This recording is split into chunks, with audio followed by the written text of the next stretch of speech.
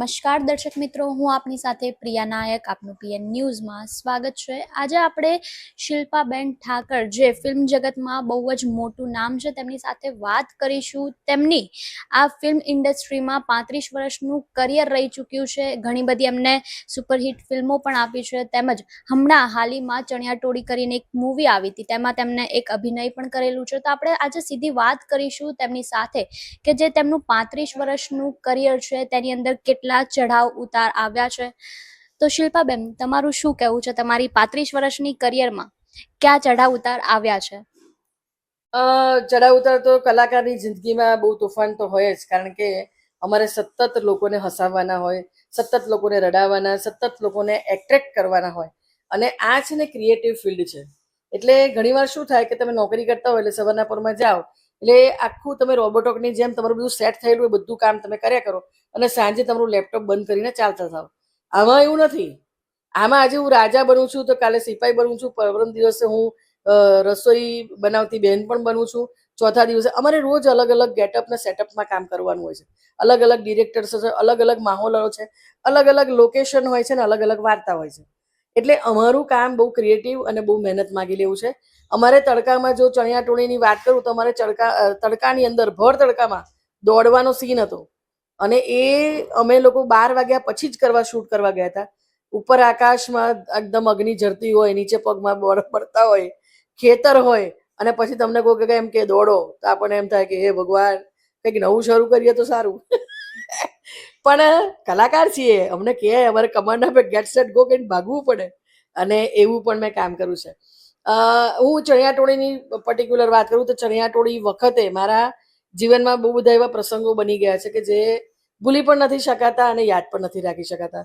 મારા પોતાના જીજાજી એક્સપાયર થઈ ગયા હતા, અને છતાંય સવારના પોરમાં હું કોમેડી સીન કરતી હતી. અંદર હૈયું રડતું હતું, પણ મેં કોઈને કીધું નહીં કે મારા જીજાજી ઓફ થઈ ગયા છે અને અત્યારે એમનું એમને લઈ જવામાં આવે, ક્રિયા કરવા, ઉત્તર ક્રિયા માટે લઈ જવામાં આવે છે. હું પછી સાંજે 4 વાગે મારા ફ્લોર ઉપર મેં કોઈને જાણ કરી, અને એ લોકોએ રાત્રે મને રવાના કરીને મારા જીજાજીનું મોઢું ના જોઈ શકી, પણ મારા સિસ્ટરને મેં મળીને એમને સાંત્વના આપી શકી. લોકો તમને સ્ક્રીન પર અલગ રીતે જોતા આવ્યા છે, અલગ રીતે ઓળખે છે, પણ રિયલ લાઈફમાં શિલ્પા ઠાકર શું છે?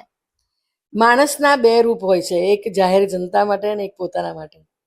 જાહેર જનતા માટે હું બહુ ખતરનાક છું, મારા રોલ બધા એવા હોય છે, અને હું મોટે ભાગે એમાં જોરદાર મારો 100% આપું છું. પણ જ્યારે હું એકલી હોઉં છું, મારું પોતાનું સ્વયં જો રૂપની વાત કરું તો હું બહુ પ્રેમાળ છું, હું બહુ જ દયાવાન છું, હું કોઈનું દુઃખ જોઈ નથી શકતી. અજાણ્યા વ્યક્તિ માટે પણ મારા આંખમાંથી ધડધડ આંસુ આવી જાય છે, કારણ કે નાનપણથી મેં મારા 9 વર્ષની ઉંમરે મારા ફાધર ગુમાવ્યા છે. એ પછી મેં જીવનમાં ખૂબ સંઘર્ષ કર્યો છે અને હું આ જગ્યાએ પહોંચી છું. મા બાપ મારા નાનપણમાં મેં જોયું છે એમને કે એ લોકો દાન પુણ્ય કરવા જતા હતા, એટલે એ સંસ્કાર મારામાં ભરપૂર છે. હું ખૂબ ધાર્મિક વૃત્તિનું છું. આ 35 વર્ષના કરિયરની અંદર ક્યારેક એવું લાગ્યું કે હવે આ ફિલ્મ છોડી દેવી જોઈએ, કે હવે કોઈ એક્ટિંગ કરવી જ નથી, એવું ક્યારેક આવ્યું છે મગજમાં? ના, હું મસ્તીમાં એવું બોલતી હોઉં છું કે હવે તો નહીં કરું બાપા, ઓ બાપા નહીં કરું, નહીં કરું. મારા ડાયલોગ પણ ફેમસ થયા કે શિલ્પાબેન આવું બોલતા હોય, પણ ક્યારેય મને એવો કોઈ અનુભવ નથી થયો કે મને એવું થાય કે મારે આ સિરિયલ નથી કરવી, કે આ નાટક નથી કરવું, કે આ ફિલ્મ નથી કરવી, કે આ ડિરેક્શન નથી કરવું. તમે 100 ફિલ્મ ઉપર કરી છે, તેમાંથી કોઈક એવી ફિલ્મ ખરી કે જે તમારા દિલના એકદમ નજદીક હોય, કે જે તમે હજુ પણ યાદ કરો તો તમને આમ યાદગાર થઈ જાય તમારી માટે? હા, કમઠાણ મને બહુ ગમે છે, મારા દિલની બહુ નજીક ફિલ્મ છે. એના મને વખાણ પણ બહુ થયા છે, અને એ આમ તો પુરુષ કેરેક્ટર હતું, પણ અભિષેકભાઈ શાહે એને સ્ત્રી પાત્ર બનાવ્યું અને મને એમાં હાઇલાઇટ કરી. અને ધ્રુવનાથભાઈ કામલે મારા ડિરેક્ટર હતા, એમણે મને મારી પાસેથી અદ્ભુત કામ લીધું છે. એટલે મારી કમઠાણ ફિલ્મ મારી દિલની બહુ નજીક છે. તમારી માટે સૌથી મુશ્કેલ રોલ કયો રહ્યો છે અત્યાર સુધીમાં, કે તમને આમ લાગે કે આ તો મારાથી નહીં જ થાય એવું કાંઈ?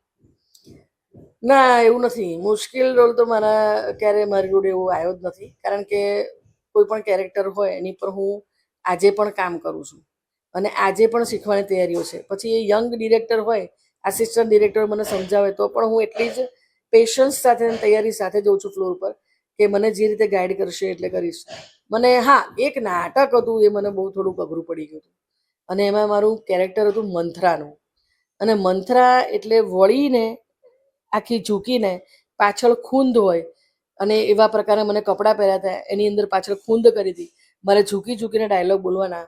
હસી રે સૂર્ય છેલ્લા કિરણ સુધી, સવારે રાતો તું ના ઉગે તો ફટકાઈ જાય મને.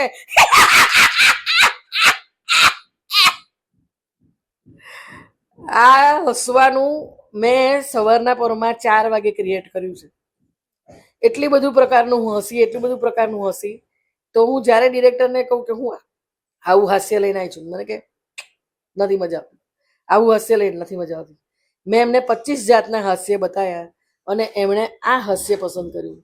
અને આ નાટક કર્યા પછી હું 10 મિનિટ 15 મિનિટ કોઈ સાથે વાત નથી કરતી, કારણ કે હું આવી રીતે વારે વારે હસતી. એના કારણે મને મારા પેટમાં બહુ જ મને તકલીફ થતી, પછી મને છાતીમાં તકલીફ થતી. આ બધું ખેંચાય મારું આખું મારું આ જે જો લાઈન છે બધું ખેંચાય. તો 10 મિનિટ માટે એ નાટક પત્યા પછી લોકો મને મળવા ગાંડા થતા કે મંથરાએ તો વીટો વાળ્યો, એવા શબ્દો પણ લોકોએ વાપરે કે મંથરા તો મંથરા જ છે, હાજી ઉપાડી લાયક શું, આવું લોકો કહેતા મારા ડિરેક્ટરને. અને ત્યારે હું બારણું બંધ કરીને અંદર બેસી જતી, કારણ કે એ દર્દ જે હું સહન કરતી એ કોઈને એવું મને ગમતું હતું, કારણ કે મંથરાને મેં મારામાં એ વખતે જીવંત કરી હતી. તમારી હવે અપકમિંગ ફિલ્મ કઈ છે જેની માટે તમે પણ બહુ એક્સાઇટેડ છો? એ આવ્યું ફિલ્મમાં મેં સુંદરી, પીએસઆઈ સુંદરીનો રોલ કર્યો છે અને એ જોરદાર કર્યો છે. મેં મજા પડી ગઈ હતી. મને ફ્લોર ઉપર પણ મજા પડી હતી, કે એક્ટર્સ બધા જોરદાર મજબૂત હતા. હિતુભાઈથી માંડીને મોનાથીબાથી માંડીને બધા જબરદસ્ત એક્ટર્સ છે કે જેની જોડે કામ કરીને મને બહુ મજા પડે છે. તો એ ફિલ્મની પણ હું રાહ જોઉં છું. વાટ લાગી ગઈ. એમાં યંગસ્ટર્સ છે, યંગ છોકરાઓ જોડે મેં કામ કર્યું છે, તો મને એ લોકો સાથે બહુ મજા આવી. એ લોકો મને બહુ કેર કરતા હતા. તો અન્નપૂર્ણા શુક્લ જેવા રાઇટર એક્ટર સાથે કામ કરતા હોય તો મને મજા પડે. મારું મંચ પિક્ચર આવવાનું છે કે જ્યારે નેશનલ લેવલનો ડિરેક્ટર જ્યારે ડિરેક્ટ કરે ત્યારે કેવી ફિલ્મ ડિરેક્ટ કરી હશે. તો હું એની પણ રાહ જોઈને બેઠી છું અને આ બધી ફિલ્મોની આતુરતાપૂર્વક હું રાહ જોઉં છું. તમે ડાયરેક્ટર પણ છો, યસ. તો ડાયરેક્ટર તરીકે તમારી આમાંથી કોઈ એક ફિલ્મ છે? ના, મેં નાટક ડિરેક્ટ કર્યા છે, મેં ફિલ્મો ડિરેક્ટ નથી કરી. હા, મેં ટેલિફિલ્મો ડિરેક્ટ કરી છે, પણ એ ડોક્યુ ડ્રામા, એટલે ડોક્યુ ડ્રામા મેં ઘણા બધા ડિરેક્ટ કર્યા છે. પણ મેં એ હૃદયનાથ ઘારેખાન, મિસ્ટર હૃદયનાથ ઘારેખાન કરી છે. એ મારા ગુરુ છે અને એમના માર્ગદર્શન હેઠળ મેં ઘણી બધી ડોક્યુ ડ્રામા ડિરેક્ટ કરી છે. પણ મેં નાટકો બહુ અદ્ભુત ડિરેક્ટ કર્યા છે અને એ નાટકો ડિરેક્ટ કર્યાનો મને બહુ સંતોષ છે અને એ આજે પણ હું યાદ કરું છું, મજા પડે છે. આપે જેમ સાંભળ્યા શિલ્પાબેન ઠાકરને, જેઓએ પોતાના 35 વર્ષ આ ઇન્ડસ્ટ્રીના આપ્યા છે અને 100થી વધુ ફિલ્મો કરી છે, તેમજ હવે અપકમિંગ એમની 4 મૂવી પણ આવે છે. તો તમે લોકો જરૂરથી થિયેટરમાં જઈને તે મૂવી જોજો, તેમજ તમારી ચેનલને સબસ્ક્રાઇબ કરી લો. નમસ્કાર.